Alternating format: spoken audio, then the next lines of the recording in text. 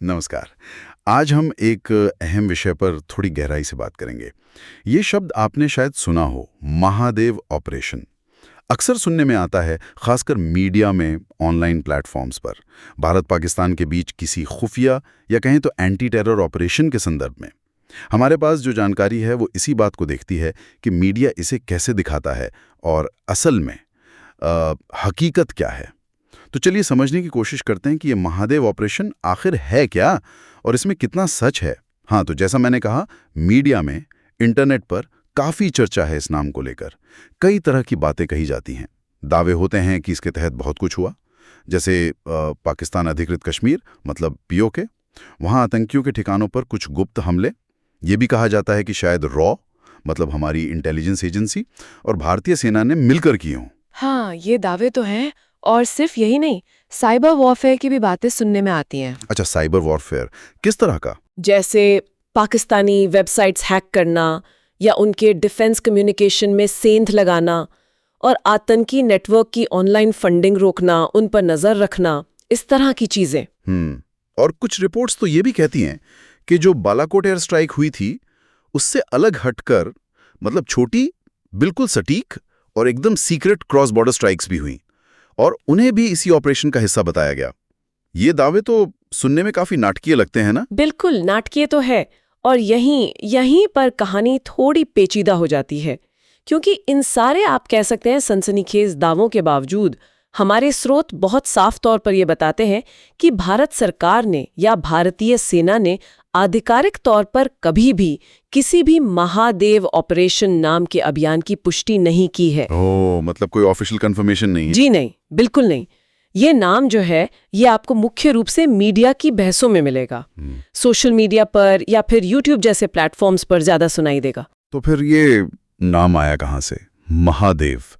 इसका कोई खास मतलब? ऐसा लगता है, और स्रोत भी इसी तरफ इशारा करते हैं कि महादेव नाम का इस्तेमाल शायद एक सांस्कृतिक और भावनात्मक कनेक्शन बनाने के लिए किया जाता है, क्योंकि भगवान शिव को हिंदू मान्यताओं में शक्ति का और संहार का प्रतीक माना जाता है। तो शायद ये नाम इन कथित ऑपरेशनों के तेवर से एक तरह से मेल खाता है, इसीलिए शायद ये चल पड़ा। तो ये तो बड़ी अजीब सी स्थिति है। एक तरफ तो इतने गंभीर और विस्तृत दावे जैसे सीमा पार हमले, साइबर युद्ध, और दूसरी तरफ पूरी तरह से सरकारी चुप्पी। क्या स्रोत कुछ और बताते हैं इस बारे में? मतलब ये सिर्फ मीडिया की उपज है या फिर हो सकता है आधिकारिक पुष्टि न करने की कोई वजह हो? देखिए, स्रोतों इसे मुख्य रूप से मीडिया या ऑनलाइन दुनिया में पैदा हुई एक अवधारणा के तौर पर ही ज्यादा देखते हैं। उनका विश्लेषण ये कहता है कि राष्ट्रीय सुरक्षा जैसे मुद्दे, जो बहुत संवेदनशील होते हैं और भावनात्मक भी, उन पर कोई भी अपुष्ट खबर या कोई ऐसा नाम जो थोड़ा आकर्षक हो, वो आसानी से लोकप्रिय हो जाता है। हाँ, ये बात तो है। लोगों में उत्सुकता रहती है ऐसी चीजें जानने की। बिल्कुल। और शायद कुछ मीडिया आउटलेट्स इसी उत्सुकता का फायदा उठाते हों।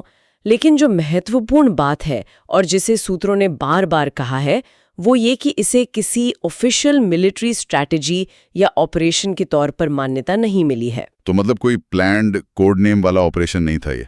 स्रोतों के अनुसार इस नाम से तो नहीं। हाँ, ये जरूर हो सकता है कि कभी कभी कुछ कार्रवाइयों पर जानबूझकर चुप्पी रखी जाती है, एक अस्पष्टता बनाए रखने के लिए, लेकिन उसे महादेव ऑपरेशन का नाम देना ये आधिकारिक नहीं है। ये वाकई सोचने वाली बात है कि कैसे एक अनौपचारिक सा शब्द इतना फैल सकता है, इतना पॉपुलर हो सकता है। तो अगर हम आज की इस पूरी चर्चा का एक सार निकालें तो मुख्य बात यही समझ आती है, सही है, कि महादेव ऑपरेशन कोई स्थापित सरकार द्वारा माना गया सैन्य अभियान नहीं है, बल्कि ये मीडिया और ऑनलाइन चर्चाओं में जन्मा हुआ एक शब्द या एक विचार ज्यादा लगता है। हाँ, बिल्कुल सही। और ये विश्लेषण हमें एक गहरे सवाल पर सोचने को मजबूर करता है, जिस पर हमारे श्रोता भी जरूर सोच सकते हैं कि आखिर इस तरह की जो अनौपचारिक कहानियां होती हैं, अपुष्ट सैन्य कार्रवाइयों की, ये इतनी लोकप्रिय क्यों हो जाती हैं? और ये चीज़ राष्ट्रीय सुरक्षा से जुड़ी जो जानकारी होती है, उसको लेकर जनता की समझ और मीडिया की भूमिका के बारे में हमें क्या बताती है? सोचने वाली बात है ये।